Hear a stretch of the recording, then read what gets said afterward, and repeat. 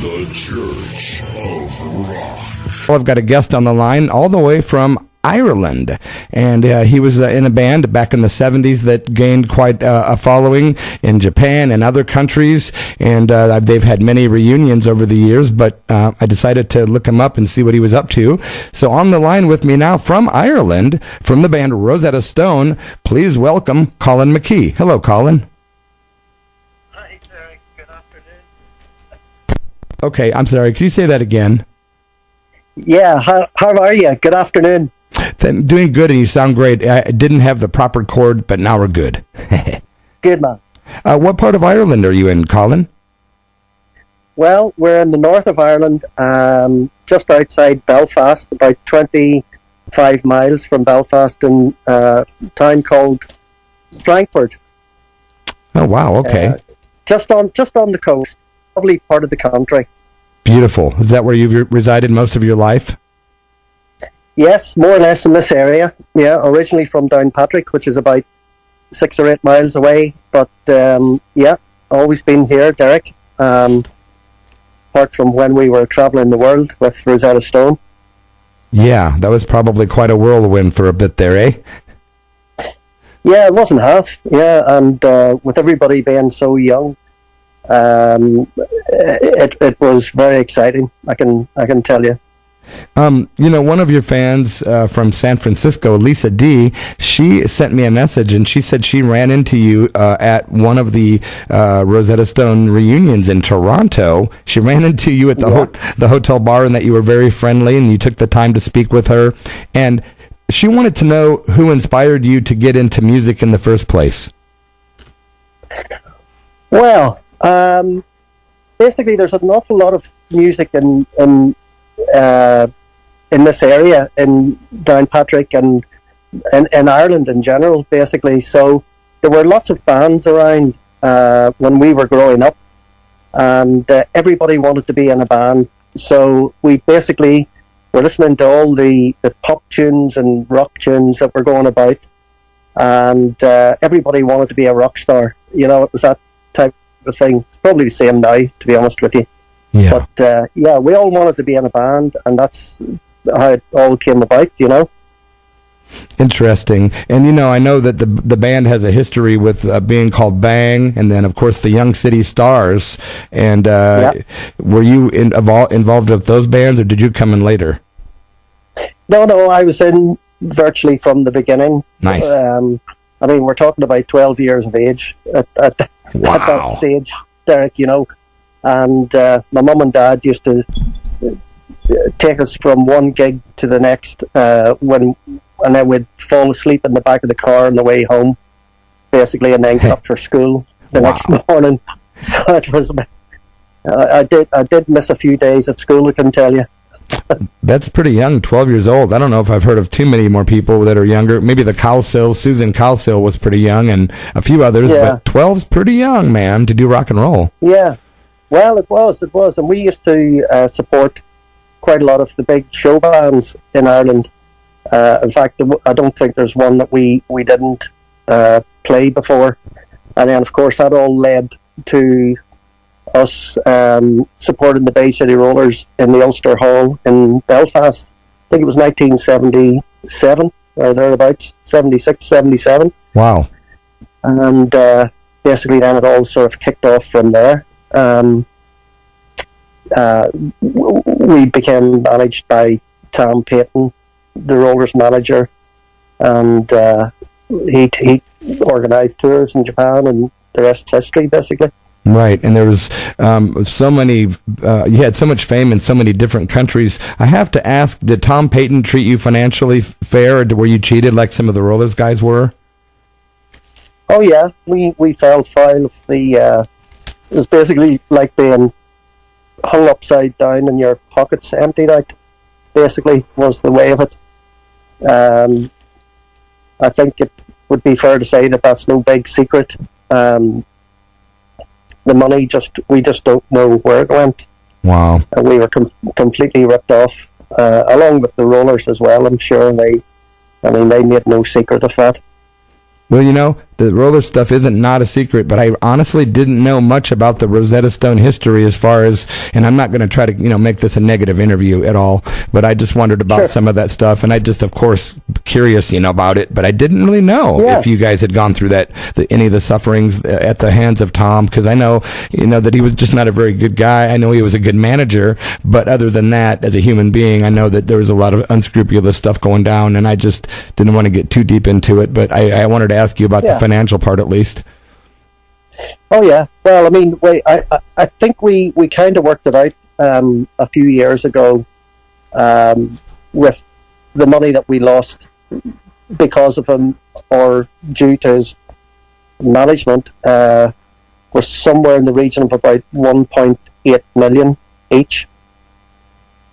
Wow. So just put that into perspective. We were doing tours of Japan for around about $180,000 for a week.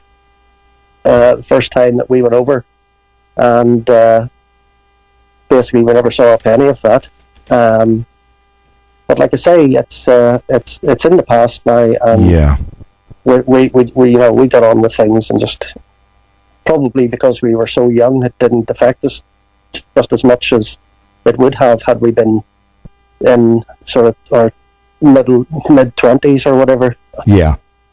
Do you your friend, you have a fan named Karen Lee in Rhode Island, USA, and she wanted to know if you and all the other Rosetta Stone guys are still in touch today. Yes, we are. Well, considering the three of us are brothers, right? Okay. Yeah. So, and then there's Andy Laguerre, the guitarist, and Andy lives in Belfast still. And unfortunately, we lost Ian last year. So basically, the three of us and Andy, we speak to Andy quite regularly. And he was playing in a band for quite a while, actually. I don't think he's still playing, to be honest with you, but I'm sure he's still keeping the oar in, as they say, in the local places. Well, maybe not at the minute because of the COVID, obviously, but he was still playing up till about a year ago. Is there any chance of another reunion outside of Ireland or even in Ireland with Rosetta Stone down the road? I'll never say never. I don't know. We're all getting on a bit there, yes, we are. We are. But no, it's one of those things. It's a bit difficult, in the circumstances at the minute. But we're always up for something. I would never say we'll never do some sort of gig, but it's going to be difficult. If this coronavirus and the situation keeps going for any sort of length of time. I know. To be honest. It's a bummer, man. It is. Karen Lee, also, your fan Karen, wants to know, when was the last time that you actually saw Ian Mitchell before his passing? Well, the last time was in the reunion in Toronto, and basically we had a fantastic week. We did, I think it was possibly 2 afternoons playing in a hotel organised by the girls and the guys there. And, we just said goodbye. We never thought any more about it. And to be honest, I didn't really know that Ian was as ill as he was. I didn't. We had no idea, because we saw photos being posted on Facebook, and he looked fine. And as well, like I say, we didn't know he was imminently in danger of passing away, to be honest. So that was a bit of a shock. Yeah. Were you friends with any of the other rollers throughout the years at all? Well, no, we used to bump into the guys occasionally, because obviously with Tom Payton managing both bands, they would have been in the house sometimes at the same time as us, and we used to have a bit of crack, a bit of fun, chatting away to them. I remember Leslie used to keep Damien going. by saying, "Do you still think you're me?" That's funny, man. Yeah, it's so we had a good a bit of a laugh at that. By the way, one of the ex-rollers is listening right now, and he wanted me to say hello from him to you. So Pat McGlynn is saying hello. Hi, Pat. How are you keeping? Hope you're well. Yeah, he's tuned in right now with his lovely wife, Janine Andrews, up in Edinburgh. And he said, make sure you tell him I said hi, Derek. Good man. Lovely to hear from him. Yeah, he's a good dude, man. He is indeed. Colin, your fan, Heidi Northover in Ontario, Canada, she said she wanted to know if you have any fond memories of any Canadian gigs, and do you remember the 1976 gig at Massey Hall? I'll never forget it. It was the first one. I think we opened up in in Massey Hall, and that was interesting. I think at that gig, Andy had a few beers more than he normally has. Oh boy! Or had. So we were wondering whether or not we were going to be able to get him on and off.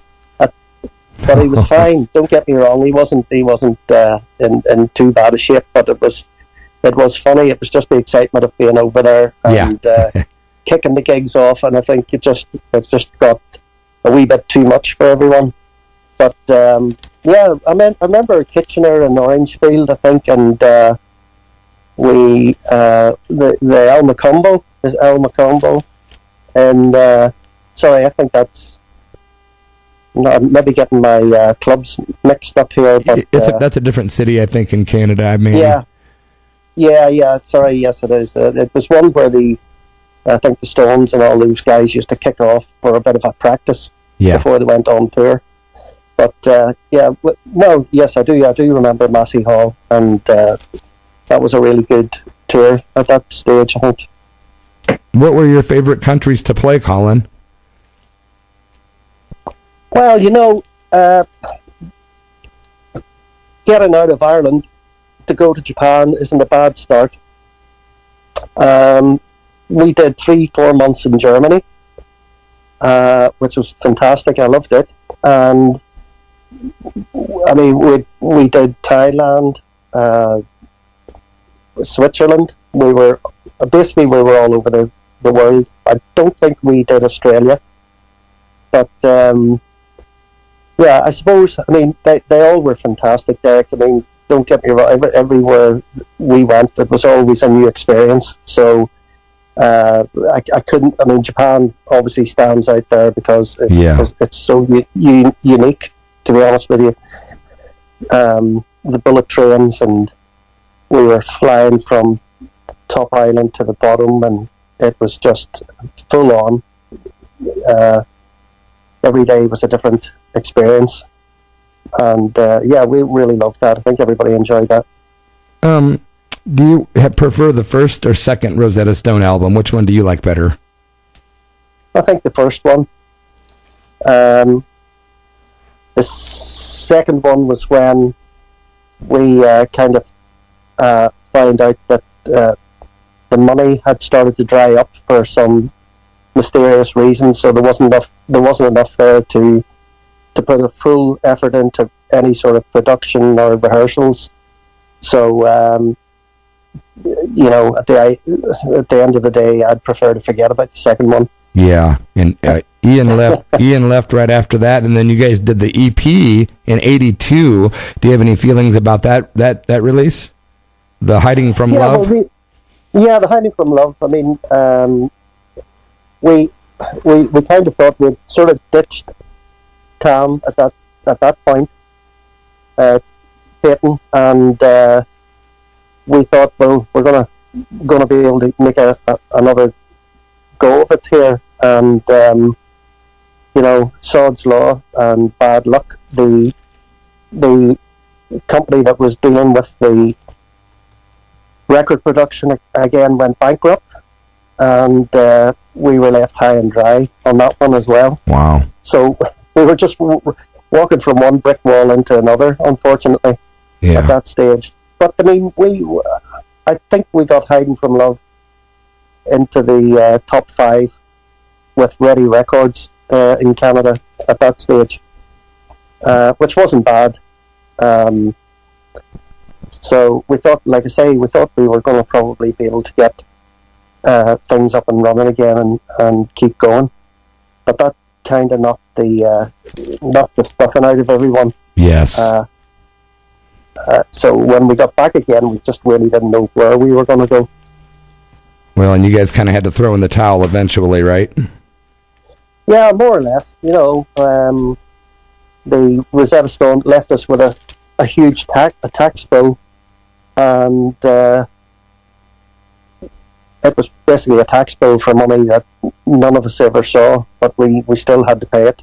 You know, wow. It was sort of 5 figures, and we were thinking, well, where did this? You know, if we were earning the money, fair enough, you could have paid the bill quite easily, I'm sure, but it didn't happen like that. I think the accountants and the management had already spent the money for us. Unbelievable. Yeah, it was a bit, but like I say, everybody just moved on. You know, it wasn't one of those things we dwelt on for too long. Everybody, like I say, we were all pretty young, able to start over again and do different things, and that's what we did. Yeah, and I hear you and your brother own a business today, right? Yeah, we've got a place called Flix Graphics in Downpatrick, and it's going really well. It's basically a print and design business, and I started that up in 83. Wow, 84. That's quite successful. Yeah, it's going well. So that's it. Yeah, if anyone is tuning in right now, you're listening to KSKQ Radio. We're chatting with Colin McKee from Rosetta Stone. He's in Ireland. I'm in Ashland, Oregon. Today is our pledge drive, another pledge drive from our pledge drive week. I would just like to say that we had a great pledge that was dropped off in person this morning from Oddly Toddly, one of our regular listeners. Thank you so much, brother. And I would like to say that listeners up in New York State, Bob and Red, a check just arrived, and so much I'm so grateful for that donation to the station as well. Thank you, Bob and Red in upstate New York, Bob Waldner, and the awesome Red for the donations. And Oddly Toddly, you can donate today at kskq.org, and immediately after the interview, I'll give you more information on the pledge drive. And Colin, I've got a couple more questions, if that's okay. Yeah. A couple fans would like to know, how did you guys go about choosing the songs that you covered? Like, you know, Sunshine of Your Love or Straight from the Heart, the Bryan Adams song, or some of the other tunes you did. How did you go about choosing covers? Yeah, well, Bryan Adams actually used to send us his demo tapes of some of his songs, and one of them just happened to be, obviously he had already released Hiding from Love, but it arrived on one of these demo tapes through the record company, his publishing company. So that's how we got Straight from the Heart and Hiding from Love, basically. Very cool. And the Sunshine of Your Love was actually Roger Greenaway, who was the producer at the time. He just threw that into the mix and said, let's see if we can do something with this. And we had a guy called Tony Hymas who programmed the sequencer to get the, you know, that digga sort of it was already used on I forget her name. It wasn't Diana Ross. I can't remember the name of the artist, but that was already used, and he reprogrammed it and put it onto Sunshine of Your Love, which was pretty original at the time. We just everybody used to just throw songs in. I think, to be honest, we should have been encouraged more to start writing our own stuff, because everybody was capable of enough to do that sort of thing, but it wasn't pushed, I don't think, enough in those days. Do you write a lot of music, or have you written a lot of music in your time?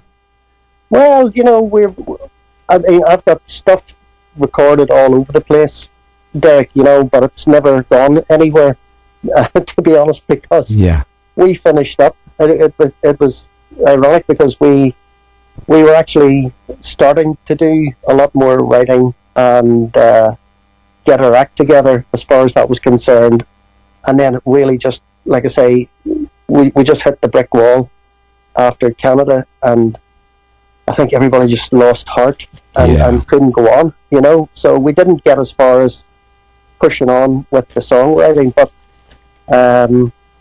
my son writes a lot. He does it's actually house music. He's had a couple of songs released by, I think it's CR2 records. I personally did not know about this record company, but right, they're apparently huge, but they're specialized, in that type of music. So he does a lot of stuff like that, and I'm trying to encourage him to try and show me how to use Logic Pro, which he uses on his computer. You've got to learn from the youth, man, for sure. Yeah, that's it. I do. Get it from him. Yeah.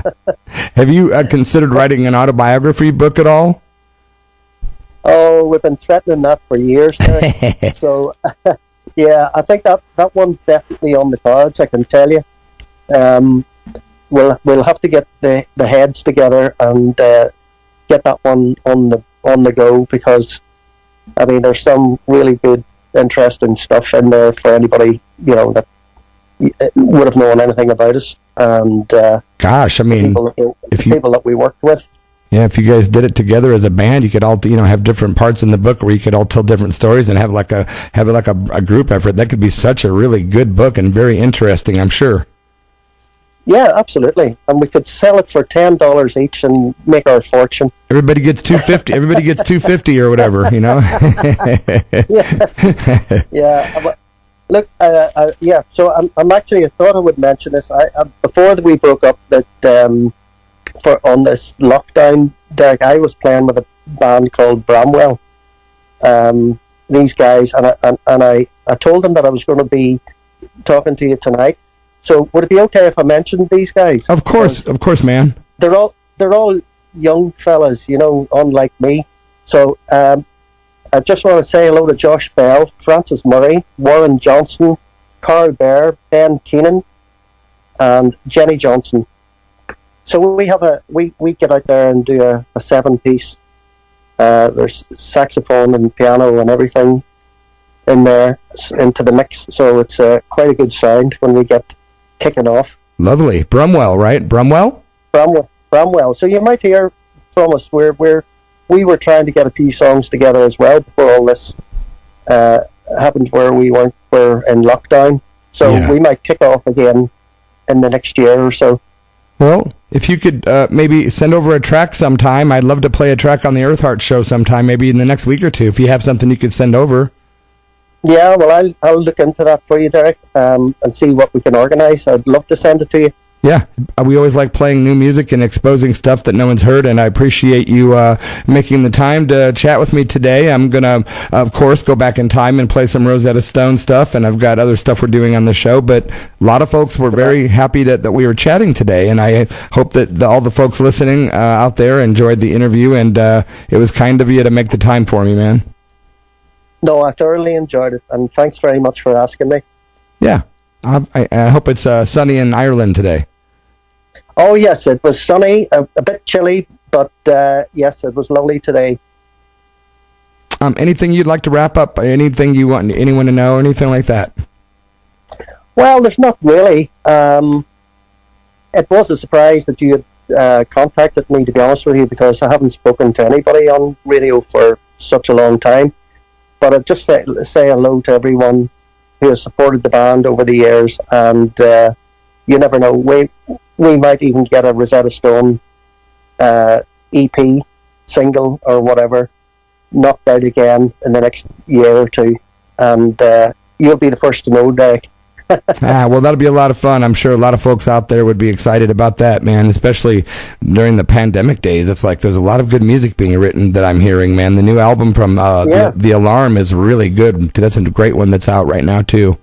Absolutely. Yeah. But, absolutely great talking with you, man, and thanks for your time, Colin, and I hope you have a great evening, and cheers and for your time. Thanks a million, Derek. Have a good evening. Okay, take care, and happy Easter.